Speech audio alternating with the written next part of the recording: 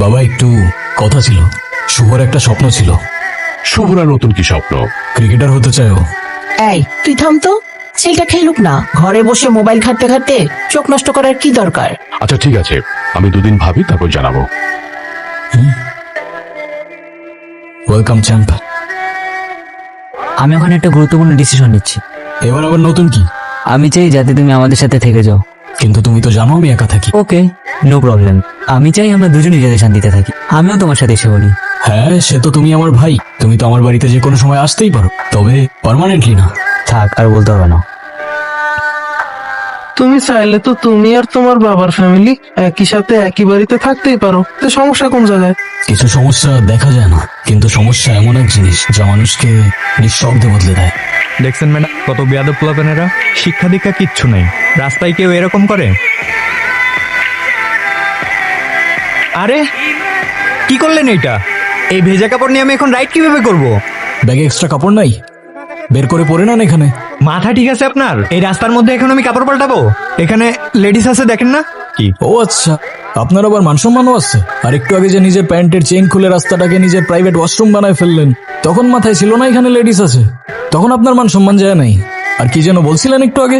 ছোট ছোট বাচ্চারা এদের থেকে কি শিখবে? আপনার থেকে কি শিখবে? খুব মহৎ কাজ শেখাচ্ছেন না আপনি। সরি ভাই, ভুলে গেছেন, বুঝতে পারিনি। It's okay.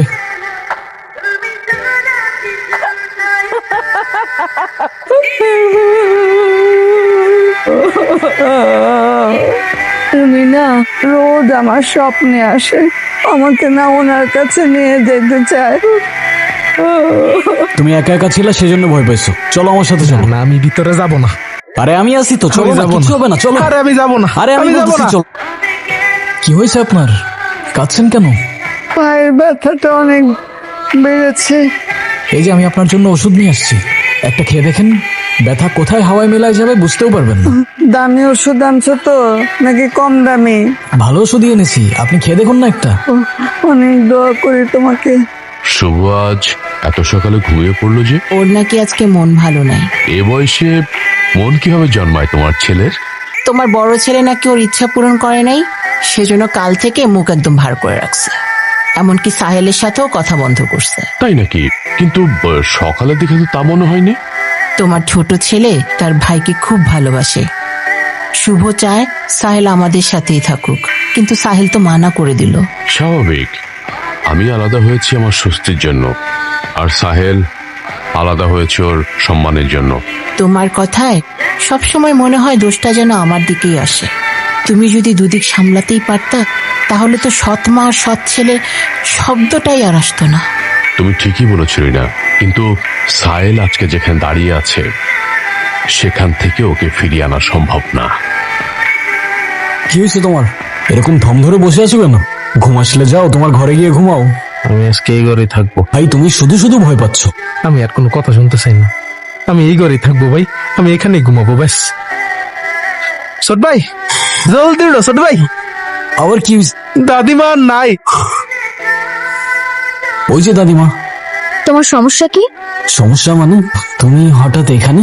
তুমি হয়তো ভুলে গেছো, তোমার ঠিক পাশের বাড়িটাই আমাদের। আর একজন প্রতিবেশী তো আরেকজন প্রতিবেশীদের বাড়িতে আসতেই পারে। গতকাল বাইকলের সাথে যেটা করলাম সেটা দেখে কিন্তু আমি ইমপ্রেসড। আচ্ছা একটা কথা বলো তো, তুমি আমার ফ্রেন্ড রিকোয়েস্ট অ্যাকসেপ্ট কেন করোনি? তুমি পুলিশে ইনফর্ম করো, ওনারা তোমাকে সাহায্য করবে। আরে পুলিশকে কেন জানাতে হবে? হ্যাঁ, পুলিশকে জানাও। ওনার পরিবার হয়তো ওনাকে খোঁজার জন্য মিসিং ডায়েরি করতে পারে। পুলিশের কাছে এসব তথ্য থাকবে। তুমি জানাই দাও। ঠিক আছে, বাট আমি তোমার জন্য এত কিছু কেন করব? তুমি তো আমার ফ্রেন্ড রিকোয়েস্ট অ্যাকসেপ্ট করোনি। Friend request? কি ওটা? এই ছোট ভাই, আপদ তো বিদায় হয়েছে। আপদ বিদায় হয়েছে মানে? আরে তুমি তো গেছে গা। কি করো তুমি? হায় আল্লাহ।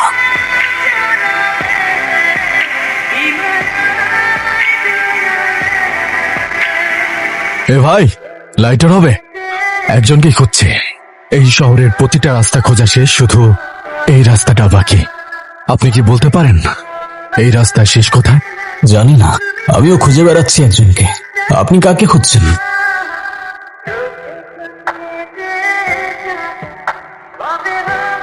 লাদেন ভাই, রান্নাটা কি তুমি করছো? আমি কিছুই রান্ধি না। আজকে ভোরে সব পুরে নিজেই রাঁধছে, আমি খালি আগুনটা ধরা দিছি।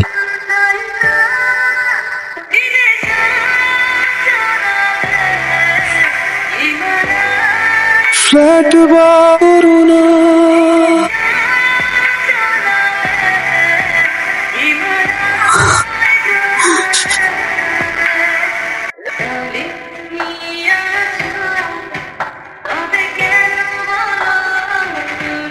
সাহেল, আমাদের এখানে কেন ডেকেছো? আমি তো ঠিক বুঝলাম না। ওনাকে চিনতে পেরেছো বাবা? তোমার মা। না না আব্বা, আমার কোনো মা নেই।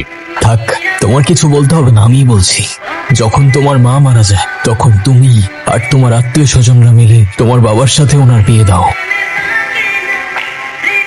সবই তো ঠিক চলছিল না বাবা, তারপর 1 বছর চলে যেতে না যেতেই দাদা মারা যায় আর ওনাকে তুমি বাড়ি ছেড়ে চলে যেতে বললে।